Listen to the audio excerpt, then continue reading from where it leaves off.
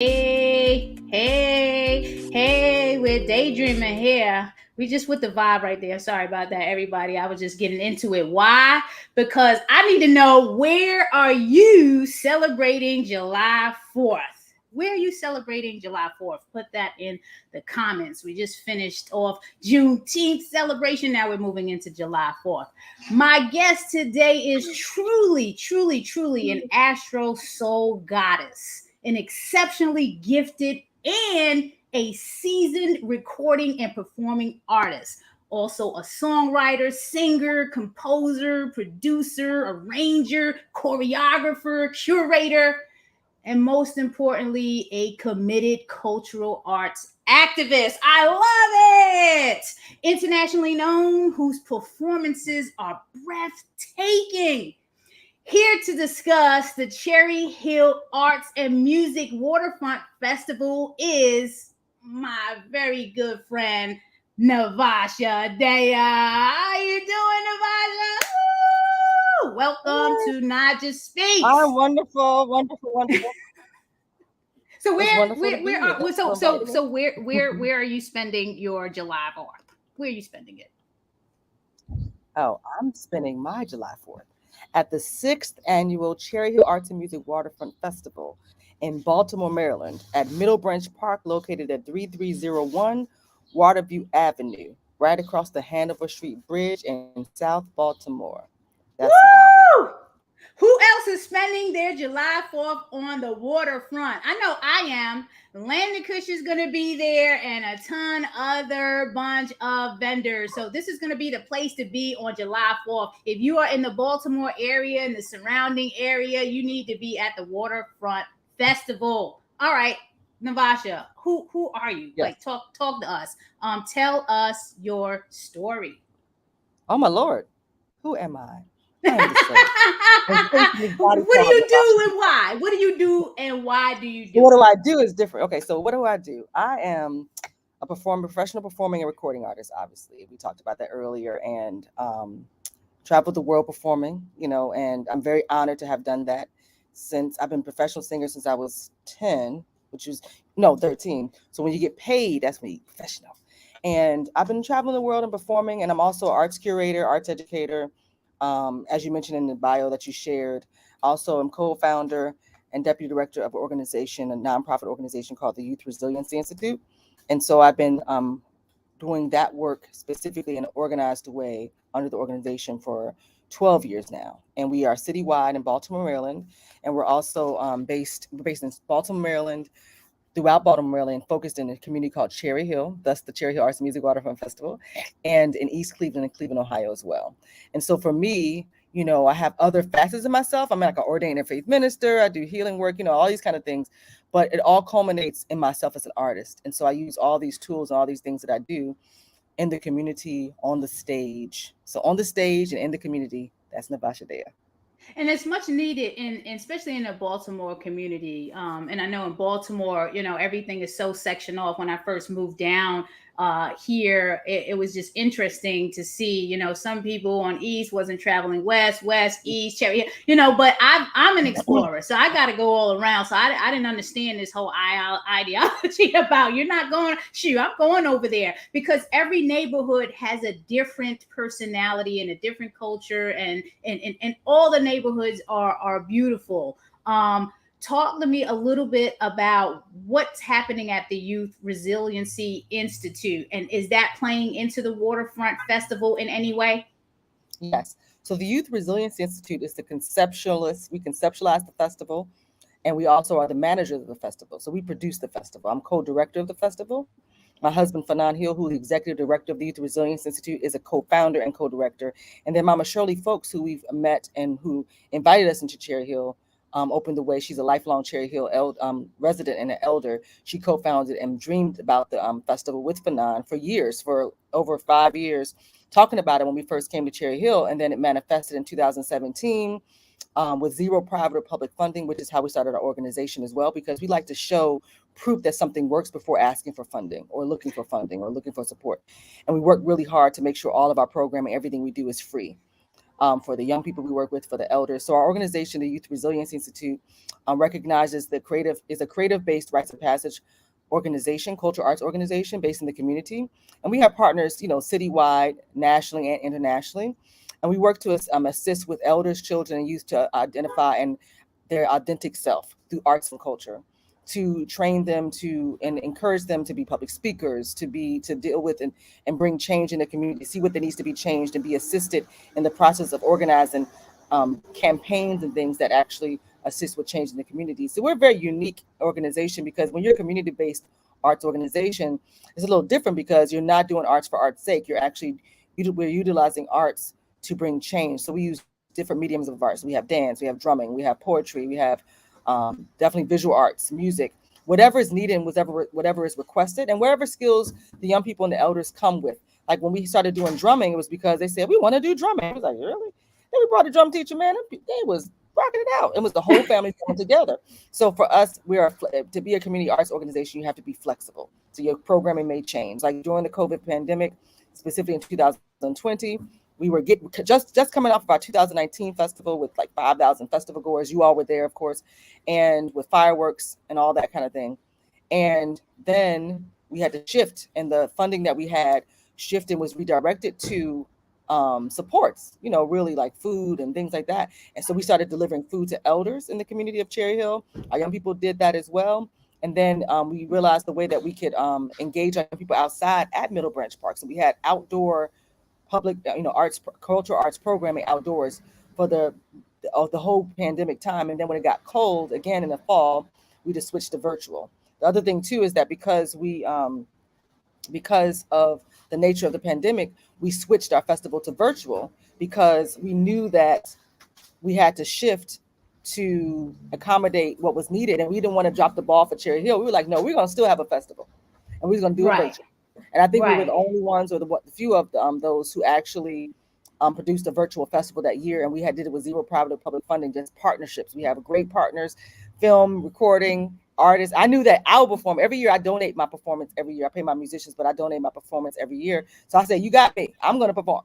And then we had some other partners and artists who we brought on to perform that year. Then 2021, we received funding again, support, and we were able to produce a more robust virtual festival. So we're very proud of that, because we had to adjust. It's very important to know how to adjust to what's happening in your environment, especially as a community arts organization. So we manage the festival, we produce the festival, we book the artists, we employ community members to be there, and all of that for our festival.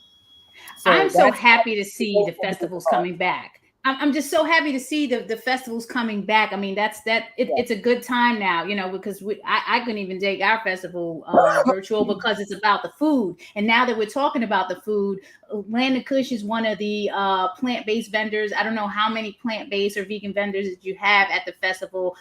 Maybe we can talk about that, because I know we're going to be serving the artists that you have there. Yes. But speak to, why is it important to have plant-based options at festivals and available to artists at the events? Well, first of all, I am plant-based. I love that language, because I'm really not into gangs and cults. I like secret societies, because that has a certain level of integrity. However, I don't like vegan. Is the lane that I know that vegan is there to explain it, but I like plant-based because it's a little more accurate. So people tell people I only eat the plant kingdom, and I was raised vegetarian. So I snuck and ate meat when I was younger. You know what I'm saying? You don't want to eat what other people had. But I was raised vegetarian, and then I became plant-based since 2000. So I've been plant-based for 22 years, and Wow. I'm a foodie, and I'm a foodie too. So I call myself an unofficial food critic of vegan food, or plant-based food. And I remember when there was no Morning Star when I was younger. I remember the only vegan food you can have was the sun burger, which was pretty lentil. No, it wasn't even lentils. It was sunflower seed burgers. Right. There was no chewy or nothing, no chewy nothing. My mother would know how to. We had the book that from the 70s and 60s that taught you how to make your own tofu. My mother made these little, gluten rib things when I was young growing up. But everything was chicken for me. I had like a corner cob, because it was before they had imitation stuff. So I remember going to Chicago. Hebrew Israelites, one of the first people to really, besides the Asians, where soy comes from Asia. But the Hebrew Israelites were the first ones to have that. So I remember having my first veggie dog, and I was like, yes, because you feel like out of sorts, when you're at family functions and you don't get a chance to eat the food that everybody else has. And so anyways, I was so excited to be able to have a veggie burger and a veggie hot dog. That was first before the veggie burgers. And then when Morningstar came out, even though it had eggs in it, I didn't realize that. But when we weren't like strict vegans and whatever, just vegetarians. But when Morningstar came out, we was like, what? Grillers and strips and links, girl. I was like, what? And so we were just so happy to have something similar to other people. So anyway, fast forward, now we have everything and everyone's getting on the bandwagon. We just got to make sure it's healthy, right? Exactly. We have to watch for the estrogen and also any kind of products that are, made and make sure that's healthy. So whole foods is really the best way if you can do that mostly. And then if you do your soy products, you can do that. I mean, because I crave chewy too. So I understand, but there's healthy ways to have chewy. And I will, So anyway, you can make your own tofu, get some books on doing that and blah, blah, blah. So for us, having vegan options, obviously I'm a co-director at the festival. We don't have vegan options. And then we have artists. And we have artists who are vegan that we book. And then we have people who the festival who may be plant-based or may want to be introduced to it, because now since COVID happened, people are getting more health conscious and they're starting to think about their diets and things like that. And so people are getting hip to plant-based diets, and some people are resorting to that. Like one day a week, I'm only eating vegetables. 2 days a week, I'm only eating vegetables. So it's really good because it brings back, the aspect of health. And then we're dealing with all this meat. I don't know if we want to talk about that, but all the thousands of cows that died somewhere. I was just like, this is too much. And certain cultures, cows are sacred. So, just kind of like being mindful of you are what you eat and being mindful of that. I think our culture, and back in the day, people who ate meat, it was like a luxury, and you only had a little small piece, and most of your food was vegetable. If you think about the elders who are living for a long time that we admire, their diets were different. The vegetables were different. The earth was different. There's a whole, we had an ozone layer, but anyway. You had an ozone layer. So now it's like we're at a place where everybody can just eat burgers and steak and stuff, and they wonder why we have so much cancer, because that stuff doesn't digest in your colon for a long time. So you got stuff sitting in your colon for all that time, and you wonder why my belly looks this way, why my number 2 is a certain way. Like you're worried about your health. So by eating more vegetables and fruits and plant-based things, it can help you have more vitality, healthy water, just the health in general, because we have way too many chemicals in this culture. A lot of people are trying to make money, and so it's a lot of people trying to make new milk now. It's like because there's a shortage. I think people are going crazy and cuckoo for this money. I mean, money is not the root of evil; it's the love of money. And so this whole greedy culture, supply and demand.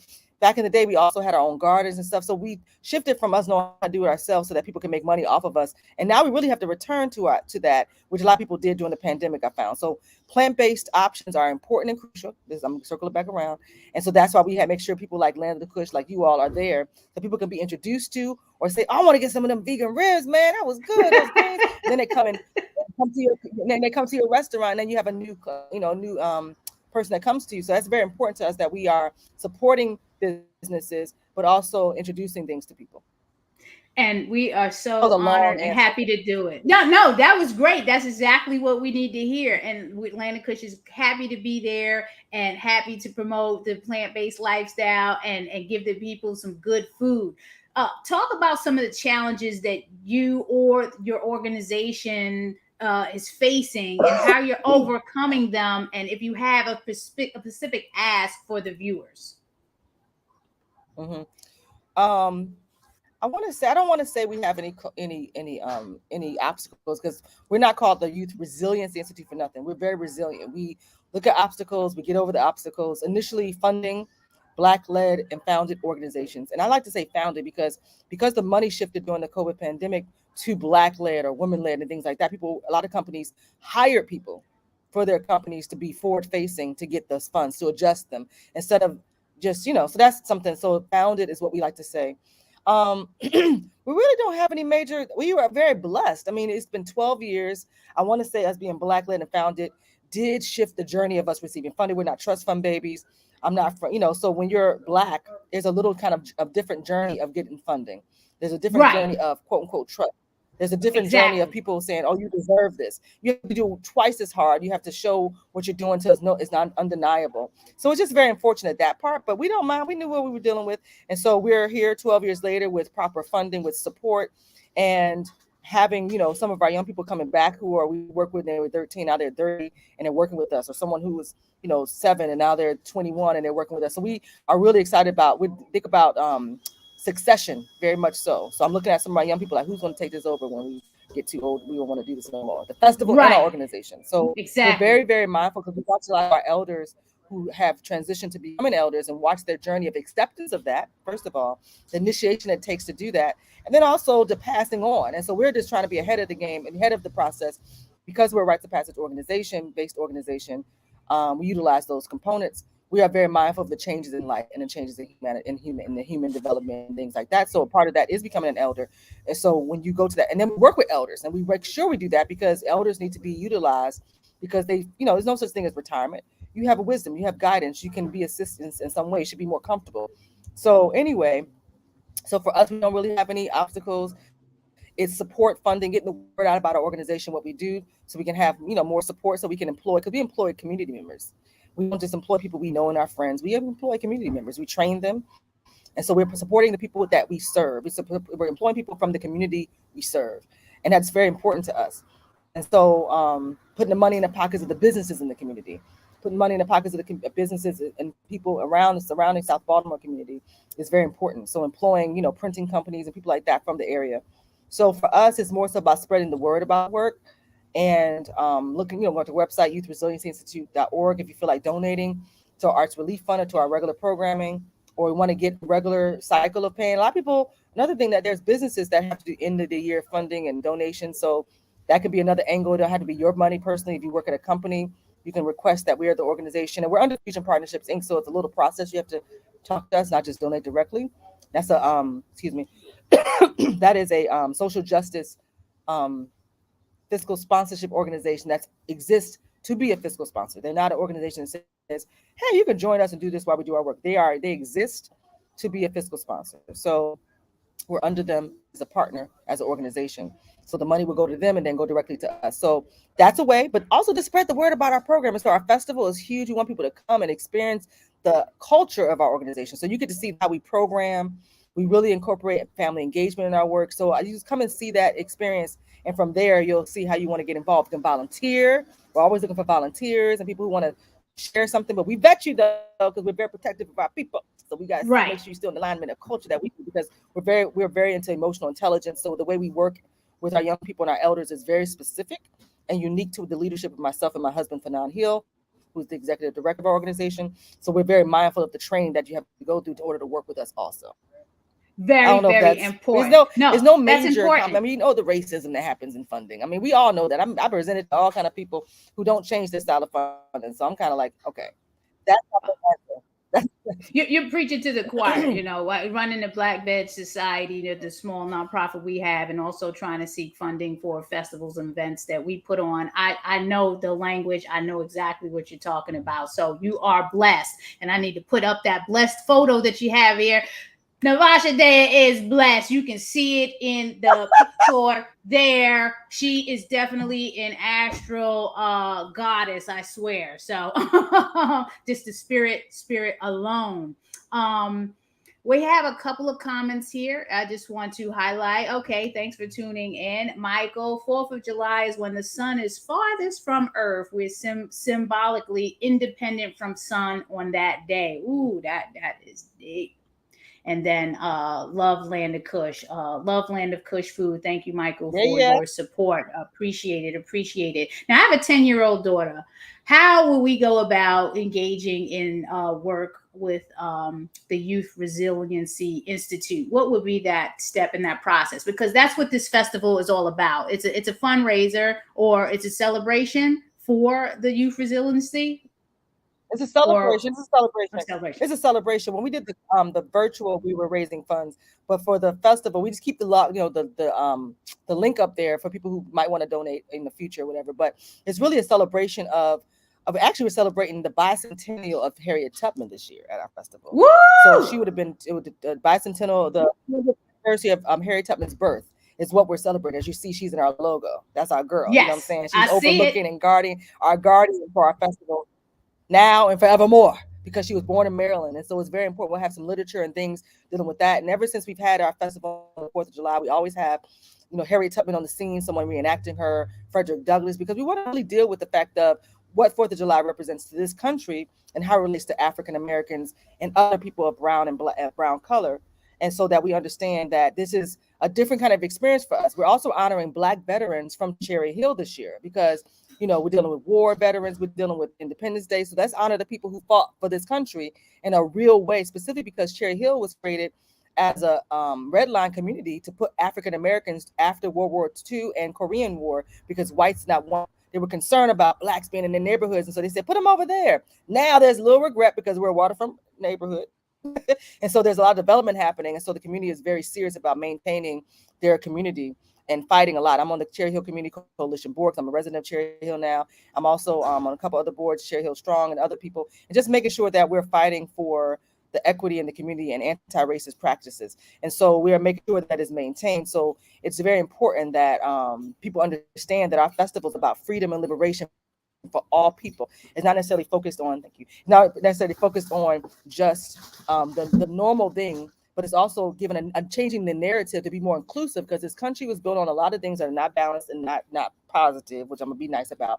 And exactly. So now the festival here, this Black community, Black-led founded organization putting on a festival in this community on a waterfront that is owned and earned and a part of this community for on this day, with Harriet Tubman as the guardian, honoring Black veterans, honoring teachers, honoring different people that from the community have done great things. We'll have award ceremonies and things like that. Honoring, we have a cultural arts program that was a program in Baltimore from the 60s to the 90s that actually helped found this Baltimore School of the Arts. And it was a Black woman that helped found that school. So it was a lot of different things that are narratives that are not clear and not shared for purposes that are, we understand.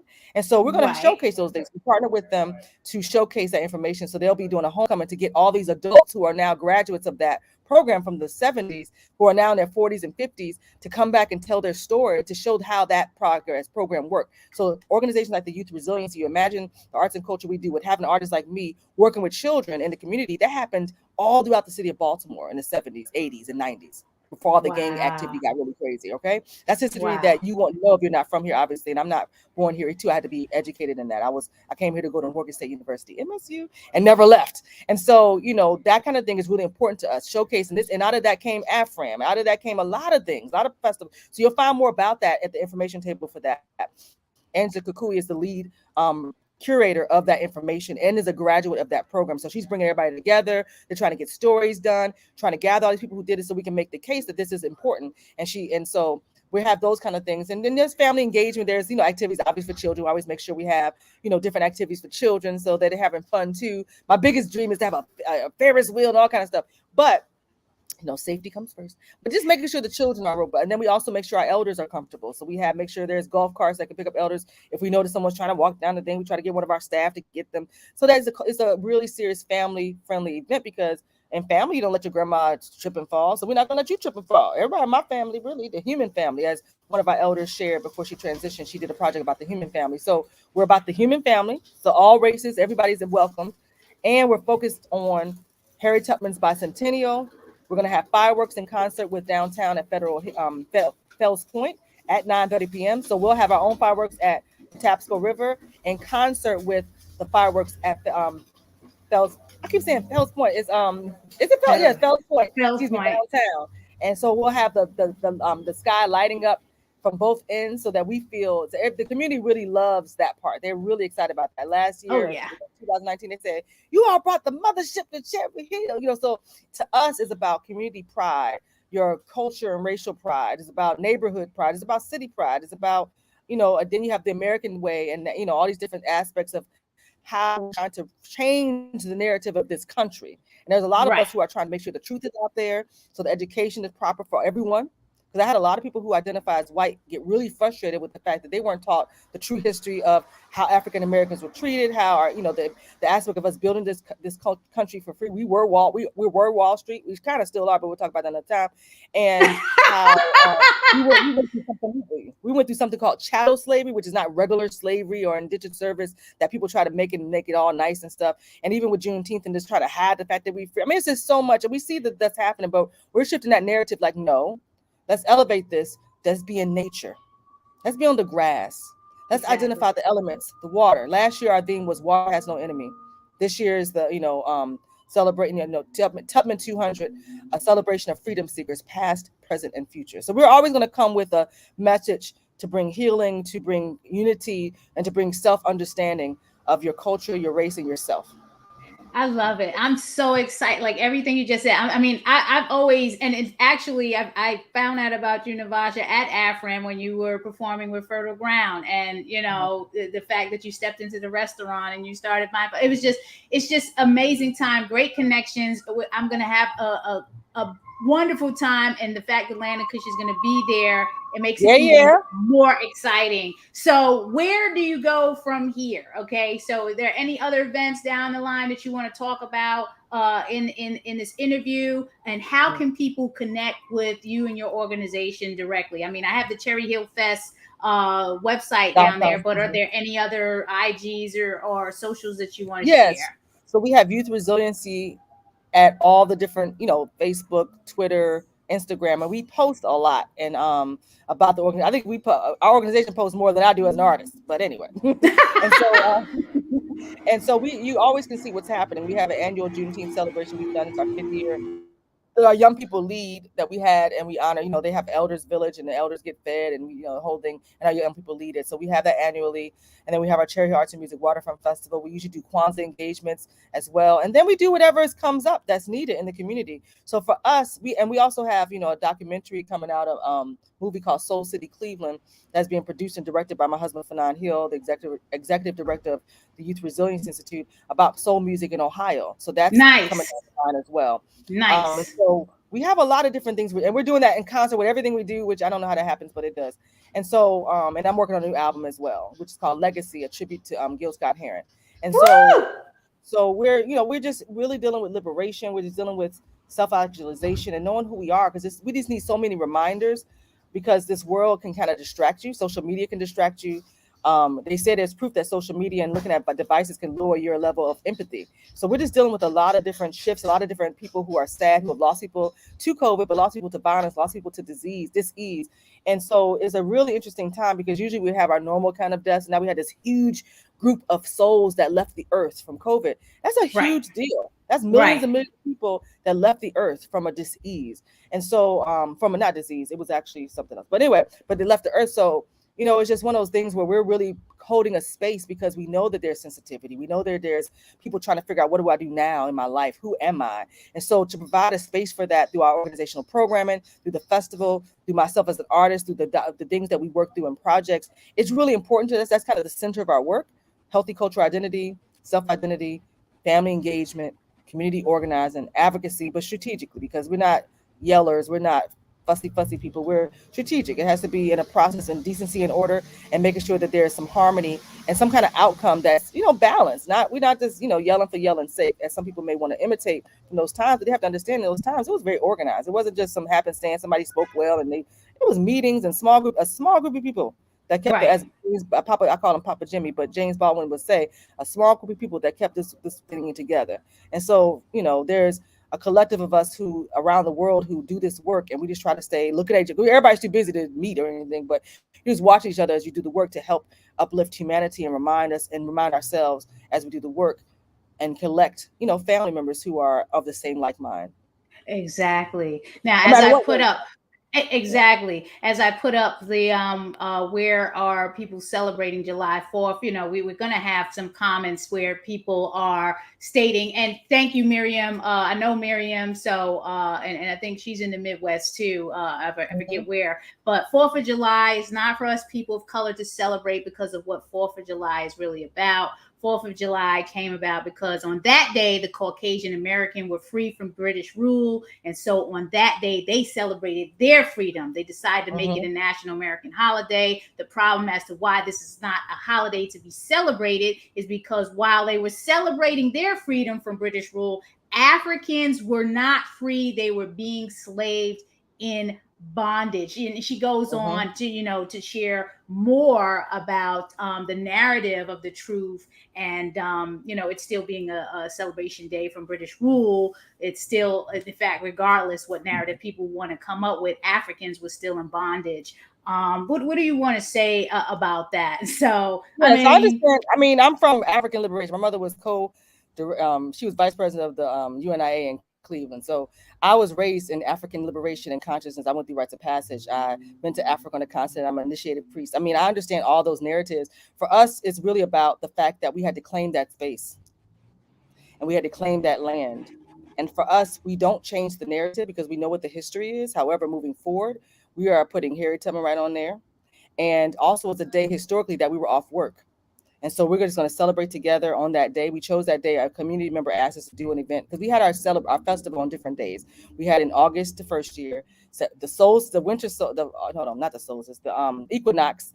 But it got too cold. We had Michael Rose as the headline for that year. It was too cold, and then a community member asked for this date. And so in choosing this day is about our people being off work and just celebrating, being together on that day. So we don't say we're here for the 4th of July. We just say the festival's on July 4th.